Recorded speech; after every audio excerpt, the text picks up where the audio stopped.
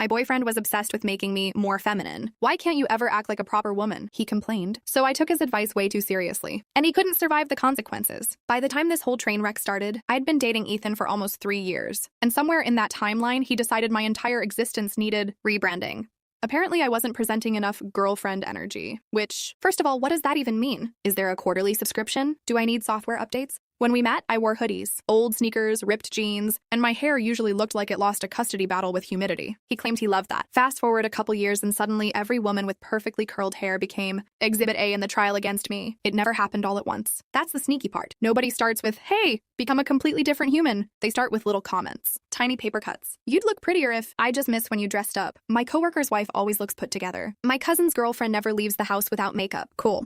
Tell your coworker's wife congratulations on surviving whatever weird beauty prison she's living in. Meanwhile, I was trying to survive spreadsheets, deadlines, and whatever fresh hell corporate America invented before lunch. I worked in commercial property management, which sounds glamorous until you realize it's basically babysitting. Buildings full of adults who somehow lose all common sense the second an air conditioner makes a funny noise. I loved my job. Actually loved it. Huge mistake. Because apparently enjoying your career is threatening if your boyfriend's entire personality is held together with duct tape and insecurity. When I got promoted into regional operations, holy hell, you would have thought I'd personally robbed him. He didn't congratulate me. He analyzed it, started picking apart why they really picked me. Apparently being organized meant I was intimidating. Speaking confidently in meetings meant I was trying to compete with men. Working overtime meant I cared more about work than relationships. Everything became evidence. Existing became suspicious. I'd come home excited because I'd solved some nightmare problem involving 3 contractors, 2 insurance companies, and 1 raccoon that somehow ended up inside a storage unit. Don't ask. Actually, no, ask the raccoon because I still don't know. Instead of laughing with me, he'd somehow steer the conversation into why women shouldn't have stressful jobs. Like, sir, your biggest workplace crisis this month was forgetting your lunch twice. Let's remain humble. The funniest part. No, actually, the saddest part disguised as funny. He genuinely believed he was helping me become happier. Like this was self-improvement. Like he was my life coach instead of the human equivalent of an unsolicited podcast. Then one Saturday, our washing machine started leaking. Nothing dramatic. Just water everywhere. He stared at it. I stared at it. He announced we'd call maintenance Monday. It was Saturday morning. Water generally doesn't respect business hours. So I watched a 15-minute repair video. Turned off the valve, took the panel off, found a cracked hose, ran to the hardware store. $20. 30 minutes. Done. I felt weirdly proud, mostly because adulting occasionally gives you one microscopic serotonin pellet before kicking you back into the abyss. He came home carrying coffee, looked at the repaired washer, then looked at me, and somehow, he looked offended. Like I'd cheated on him with plumbing. That kicked off an entire week of passive-aggressive nonsense. Suddenly, I was always trying to prove something. Apparently, using tools wasn't feminine. Apparently, fixing things was unattractive. Apparently, competence had become a hate crime. Who knew? Certainly not me. The comments escalated. He started criticizing how I walked. Too confident. How I laughed. Too loud. How I sat. Too relaxed. My handwriting. My shoes. My backpack. My backpack. Imagine waking up one morning and deciding canvas straps are an attack on traditional values. Insane behavior. Absolutely Olympic-level insecurity. I kept laughing it off because what else do you do? Argue with nonsense? That's like debating a pigeon. Nobody wins. Everybody just gets covered in metaphorical bird crap. Then came the gym. I'd been lifting for years. Nothing crazy. I wasn't entering bodybuilding competitions, just liked feeling strong enough to carry my own groceries without reenacting a tragic Hallmark movie in the parking lot. Apparently muscles were now a problem, not actual muscles. The idea of them? He kept making these weird little jokes about how I'd become stronger than him, which I hadn't, not even close. But the fear lived rent-free in his head anyway. Then one night he actually asked if I could stop lifting my upper body because shoulders weren't attractive. My shoulders. The same shoulders he'd been perfectly fine with for literal years. Amazing. Absolutely groundbreaking. Tomorrow he'll probably outlaw elbows. Who knows? At some point my brain just snapped. Not dramatically, not movie style. No big speech. No dramatic soundtrack. Just this tiny little click, like a seatbelt locking into place. Because I realized something. Nothing I changed would ever be enough. If I wore dresses, there'd be another problem. If I painted my nails, wrong color. If I curled my hair, wrong style. If I quit my job, I'd probably breathe incorrectly. People like this don't want solutions. They want maintenance. They need you constantly adjusting yourself so they stay in control. And I was exhausted. Completely fried. Then fate, or karma, or whatever cosmic comedian runs this universe handed me the dumbest idea I've ever had. It happened because we were grocery shopping. We passed one of those magazine covers with some celebrity looking like she'd stepped out of a perfume commercial. Perfect hair, perfect makeup, perfect everything. Ethan actually laughed. Not a cute laugh. That smug little chuckle people do when they're about to say something unbelievably irritating. And just like that, he launched into another speech inside the cereal aisle. Apparently women used to take pride in looking feminine. Apparently I looked like I was always ready to assemble IKEA furniture. Which, honestly, fair. I am always emotionally prepared for combat with Swedish instructions. But still, he just kept going, talking about elegance, grace, softness. How relationships worked better when men and women played their natural roles. Meanwhile, I'm standing there holding off-brand cereal, wondering how breakfast turned into a TED Talk sponsored by 1956.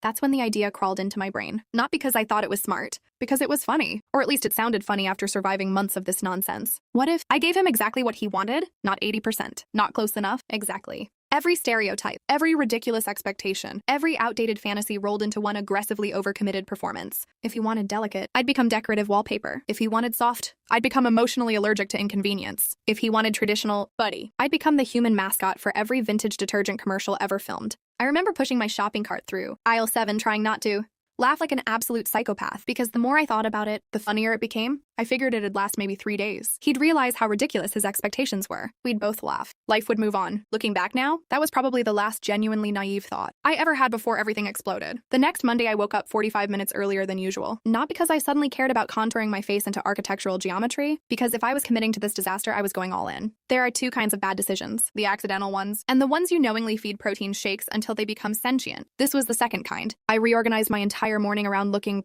fragile, not pretty. There's a difference. Pretty is effortless. Fragile is a full-time administrative position. Hair curled. Makeup layered so carefully I was scared to blink. Tiny earrings. Pastel cardigan. Ridiculously uncomfortable. Shoes that made every staircase feel like a lawsuit waiting to happen. Then I added the finishing touch. I started moving slower. Not dramatically, just enough. Everything became this careful little performance. Picking up my coffee cup like it contained radioactive material. Walking like gravity personally offended me. Holding grocery bags with both hands, despite them weighing approximately the same as a loaf of bread. By lunch, my own coworkers were asking if I felt okay, which honestly should have been my cue to stop. Instead, my brain went, excellent. The method is working. See? This is why nobody should trust me with long-term planning. The first unexpected side effect hit at work. People started helping me, constantly. Not because they thought I was incapable before, because I'd accidentally started broadcasting helplessness on every available frequency. Facilities carried boxes I normally moved myself. The intern insisted on opening doors. One vendor apologized 3 separate times because I reached for a heavy binder. A binder. It weighed maybe 4 pounds. Meanwhile, my actual thoughts were something like, buddy, I deadlift on Saturdays. Please release the office supplies. I appreciate the enthusiasm, but you're fighting imaginary wars? Then I remembered. No, stay committed. Stay ridiculous. Commit to the bit. By the end of the week, I'd become so absurdly graceful that people had started describing me with words like delicate, me, the woman who once stitched her own finger together with butterfly bandages because urgent care had a 3-hour wait. Life is fake. Nothing means anything. Going home somehow became even weirder. Ethan absolutely loved it. That should have been my warning. Instead of questioning why I'd suddenly transformed overnight, he acted relieved, like some invisible balance had finally been restored, which was honestly insulting. 3 years together, 1 cardigan. Apparently that's all it took. Cool.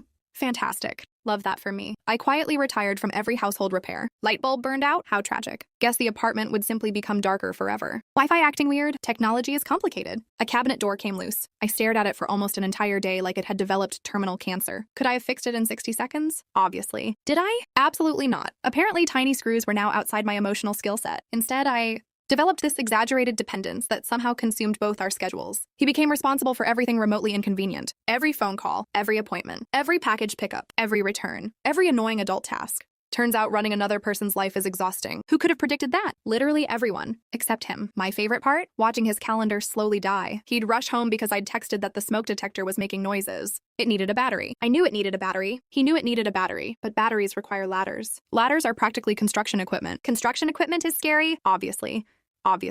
I almost laughed myself unconscious while sitting on the couch waiting for him to come home and perform the breathtaking masculine achievement of changing 2 AA batteries. National Geographic should have filmed it. Then his friends started noticing. Not because I said anything, because normal people notice patterns. He kept disappearing early, leaving hangouts, canceling plans, showing up late everywhere. Apparently, adulthood becomes really inconvenient when you're personally responsible for every object containing a screw. Again, not my original goal. I figured he'd eventually realize how ridiculous all this had become. Instead, he doubled down, started taking weird pride in it. Like carrying every grocery bag himself was somehow proving a philosophical point. I almost offered to help once. Pure reflex. Then I remembered the assignment. Nope, those bags looked extremely weighty. Terrifying, really. Thoughts and prayers. Meanwhile, another unintended consequence quietly snuck up behind both of us. People started assuming he preferred dependent women, which apparently that's not a universally admired personality trait. Who knew? His social circle shifted. Not dramatically, just enough. Guys started making those joking comments that aren't actually jokes. The kind where everybody laughs a little too hard. The kind that leaves an awkward silence afterward. I never heard exactly what they said. Didn't need to. I could see the aftermath.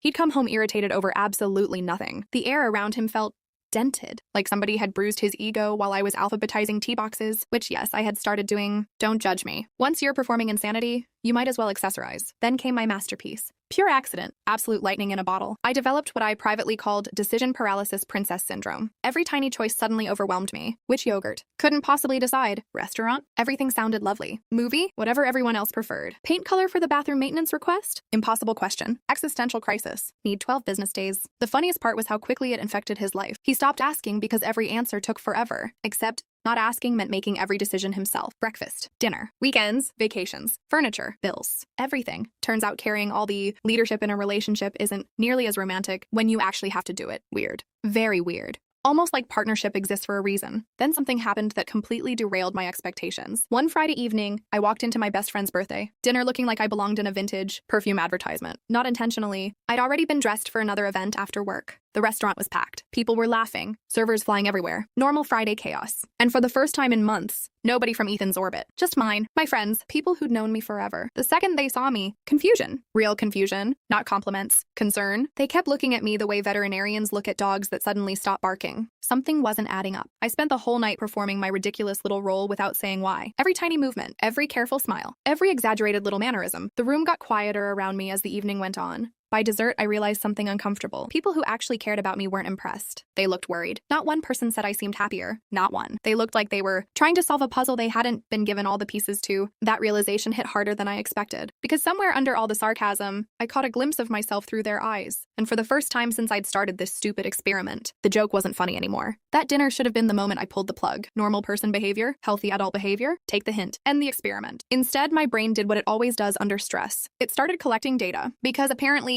I cope with emotional disasters by accidentally becoming a wildlife documentarian. The next couple weeks turned into one giant social experiment nobody had consented to. Not intentionally, I just noticed things, like how strangers build entire stories about you in under 30 seconds. I'd walk into a hardware store wearing one of my aggressively coordinated little outfits, yes. I had somehow accumulated enough pastel cardigans to start a cult, and employees wouldn't even glance in my direction, not because they were rude, because they assumed I wasn't there for the tools. They'd look right past me and ask Ethan if he needed help. Meanwhile, I was mentally identifying half the drill bits from 20 feet away. Life is hilarious, in the worst possible way. Then I'd stop by the office afterward, still dressed exactly the same, and contractors who'd worked with me for years suddenly started explaining things more slowly. Not all of them, just enough. Enough to notice. Enough that it crawled under my skin. One guy spent 5 straight minutes explaining what a work order was. Work. Order. I've approved thousands. Thousands. Sir, I could probably recite company policy in my sleep after 2 margaritas and a head injury. I smiled through it anyway because I wanted to see how far this rabbit hole actually went. Answer: too far. Way too far. Then came the networking mixer my company hosted downtown. Corporate mixers are already weird. Nobody actually wants to be there. Everyone's pretending the tiny crab cakes are worth discussing. Half the conversations sound like LinkedIn posts became sentient. Anyway, I wandered around collecting business cards I'd never use, and something clicked. Or rather, something disappeared. Usually people ask me technical questions, projects, budgets, expansion plans, operational stuff. This time, they mostly complimented my outfit, asked whether I enjoyed decorating, wondered if my boyfriend worked in commercial real estate too. One older executive actually spent 3 minutes talking to Ethan about my career while I was standing directly beside them. I wish I were joking. I physically checked behind me because I genuinely thought maybe another woman had entered the conversation. Nope, invisible. Congratulations to me. I'd apparently unlocked DLC content called Decorative Human. That night I got home and sat on the bathroom floor for almost an hour. Not crying, not spiraling, just thinking, which honestly might have been worse, because I realized my little revenge project had stopped belonging to me. People weren't reacting to the performance anymore. They were reacting to who they believed I was, and those reactions followed me into places Ethan had nothing to do with. Work. Stores. Professional events. Random Tuesdays. I'd accidentally changed how the world categorized me. Cool. Awesome. Love discovering sociology through self-inflicted emotional damage. Then another curveball landed. My younger cousin Mia came over one Saturday, fresh out of college, chaotic in the way only 22-year-olds can be. She'd always treated me like I had my life together, which is objectively hilarious. If my life were a vehicle, it'd have 3 dashboard warning lights permanently illuminated. She looked around my apartment, the coordinated decorations, the carefully staged little corners, the endless decorative nonsense I'd bought strictly for commitment to the bit. Her face absolutely lit up. She started telling me she'd been thinking she needed to become more like me. I swear every organ inside my body collectively screamed. Nope. Abort mission. Emergency evacuation. Absolutely not. She thought I'd figured adulthood out. That this polished, overly curated version of me looked peaceful. Meanwhile, I'd spent the previous evening stress eating frozen waffles over the sink because I couldn't be bothered to find a plate. Perception is a scam. I changed the subject so fast I nearly got whiplash. That conversation haunted me for days. Because suddenly this wasn't just affecting me. Someone else looked at my fake life and thought it was real. That felt gross. Like accidentally advertising a product you know is defective. Around the same time, Ethan started talking about the future. Not marriage, not kids, logistic, neighborhoods, buying instead of renting, joint finances. long-term plans, and every conversation had this weird underlying assumption that this version of me was permanent. He wasn't celebrating a phase. He thought I'd finally become who I was supposed to be. That's when genuine panic finally showed up. Not anxiety, not irritation, panic, because I'd built a trap, not for him, but for myself. Every extra week made it harder to stop. How exactly do you wake up one Tuesday and announce you've been method acting as your own personality? There's no Hallmark card for that. Sorry, I accidentally became a fictional character. Please disregard the last several months. Then the universe decided I hadn't suffered enough embarrassment. My landlord emailed everyone in the building about a volunteer cleanup day. Normally I'd be first in line. I actually like fixing stuff. Judge me. Free donuts and power tools? That's basically Disneyland. But I'd created this ridiculous reputation, so I showed up wearing one of my carefully curated outfits. Within 10 minutes, I was politely redirected toward arranging bottled water on a folding table. Someone else handed me ribbon to decorate snack bags. Snack bags. There were actual repair projects happening 20 feet away. I watched a retired electrician teaching teenagers how to replace outdoor light fixtures. My eyes started twitching. One guy struggled with a socket wrench for almost 15 minutes. 15 minutes. I physically had to clasp my own hands together to stop myself from walking over. Congratulations! I'd become imprisoned by my own joke. The irony would have been beautiful if it hadn't made me want to scream into a decorative throw pillow. Driving home afterward, I finally admitted something I'd been avoiding. This wasn't teaching Ethan anything anymore. If anything, he looked happier, calmer, like he'd won some invisible argument I'd forgotten we were even having. The only miserable person left was me. And somehow that realization hurt more than every stupid comment that started this whole mess, because I'd handed him exactly what he wanted. Not the clothes, not the makeup, the silence, the shrinking, the constant self-editing. Even if it started as satire, I was still the one disappearing. By the time I pulled into the apartment complex, I already knew the experiment had an expiration date. I just hadn't figured out how to end it without detonating everything we'd built together, and judging by the way Ethan had started talking about our future, I had a feeling he wasn't going to let me simply flip the switch back off. I didn't wake up the next morning with some dramatic epiphany. No inspirational sunrise, no movie montage, no soundtrack, just lower back pain because apparently performative femininity comes with terrible shoes and absolutely zero lumbar support. I made coffee, sat on the balcony, stared at a pigeon that looked like it had survived 3 wars and a divorce. Honestly, I respected him. He looked exhausted but authentic. I, meanwhile, had become a limited edition collectible figurine of myself. That's when the weirdest thought hit me. I couldn't remember the last time I'd done something without first asking how this fake version of me would do it. Not Ethan. Me. I'd started policing myself. That realization landed like a brick. Because controlling people don't always need to keep pushing forever. Sometimes they just install the software. Your brain handles the updates after that. Absolutely horrifying. 0 stars. Would not recommend. I took the day off work, not because I needed rest, because I needed silence. Real silence. No performance. No audience. No pretending. I drove 3 hours to my aunt's cabin by the lake. She wasn't there. She let family use it whenever. No Wi-Fi worth mentioning. Spotty phone signal. Just trees judging me instead of people. Much healthier environment. I packed 1 duffel bag, jeans, old hoodie, running shoes, my favorite baseball cap that Ethan once described as aggressively unromantic. Exactly. Perfect. I put them on the second I got there. You know that feeling when you finally take off a backpack after carrying it all day? Multiply that by several months. I actually laughed, out loud, completely alone, like some lunatic entertaining squirrels. I walked around the lake for hours. Nobody cared what I wore. Nobody cared how I walked. Nobody cared whether I looked soft enough. The ducks were incredibly accepting. Honestly, the ducks had healthier relationship standards than my boyfriend. By sunset, I'd made a decision. Not a revenge plan. Not another experiment. Just a decision. I wasn't interested in proving Ethan wrong anymore. That chapter was over. The scorecard didn't matter. Winning didn't matter. I was simply done participating. The funny thing about reaching your limit is how boring it feels. I'd always imagined huge emotional explosions. Instead, it felt like canceling a subscription I'd forgotten I was paying for. Quiet. Practical. Over. When I got back to the apartment the next evening, I didn't put the costume back on. No makeup, no coordinated outfit, hair in a messy bun, old concert t-shirt I'd had since college. The one with tiny bleach stains from a laundry accident that somehow made it even more comfortable. I walked inside and immediately noticed something, not Ethan, the apartment. Every single decorative thing I'd bought for the performance suddenly looked ridiculous. Not ugly, just foreign, like walking into somebody else's Airbnb. I started filling donation boxes before I could overthink it. Throw pillows, fake flowers, tiny ceramic decorations whose only purpose was collecting dust with confidence. Gone. The apartment slowly started looking like somewhere I'd actually choose to live. It felt weirdly emotional. Not because the stuff mattered, because every object represented a compromise I'd made for a joke that overstayed its welcome. By the time Ethan got home, half the living room looked completely different. He stood there, looking around, looking at me, looking back at the boxes. I didn't explain, didn't justify, didn't defend. For the first time in months, I wasn't performing anything. I was simply existing. Turns out authenticity is surprisingly difficult after you've, spent months rehearsing. The next week was uncomfortable, not explosive, just uncomfortable, like wearing a sweater that's 1 size too small. We moved around each other without the old rhythm. The relationship suddenly had nowhere to hide. Without the game, all that was left were the actual problems. Turns out they were bigger than either of us wanted to admit. I'd spent months blaming everything on his comments. He'd spent months believing appearances were the issue. Neither of us had addressed the obvious truth. We no longer liked the people we'd become together. That realization hurt, because love isn't always enough. Sometimes two decent memories build a really unhealthy present. One Saturday, I signed a lease. Tiny apartment across town, 3rd floor, terrible parking, excellent natural light. It was objectively unimpressive. I adored it immediately. The first thing I unpacked wasn't clothes. It wasn't dishes. It wasn't electronics.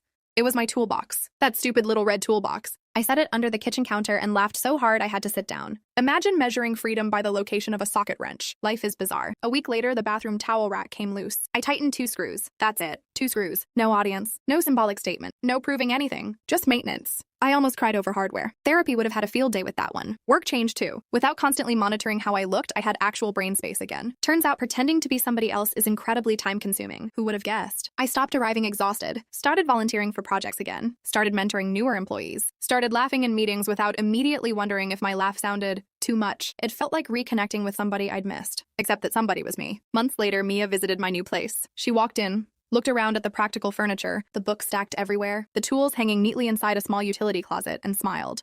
She said the apartment finally felt like me. That sentence healed something I didn't know was still broken. Not prettier, not more feminine, not more impressive, just me. That's all I'd wanted without realizing it. Looking back, I don't feel proud of my little experiment. It wasn't clever. It wasn't healthy. Weaponizing stereotypes is still playing by somebody else's rules. I wasted months trying to make another person understand something they had no interest in learning. The better move would have been leaving the first time. I realized I was auditioning for my own relationship. Lesson learned, expensively, emotionally, with interest. These days, my wardrobe makes absolutely no sense. Steel-toe boots next to dresses. Running shoes next to heels I actually wear because I feel like it, not because somebody assigned me a role. I still fix broken stuff. Still love my job. Still own that aggressively unromantic baseball cap. The pigeon from the lake probably still looks tougher than me. Good for him. I hope he's thriving. As for me, I finally figured out something embarrassingly obvious. The healthiest relationship I ever built wasn't with another person. It was with the version of myself I stopped apologizing for becoming. And weirdly enough, she's the easiest person I've ever had to be.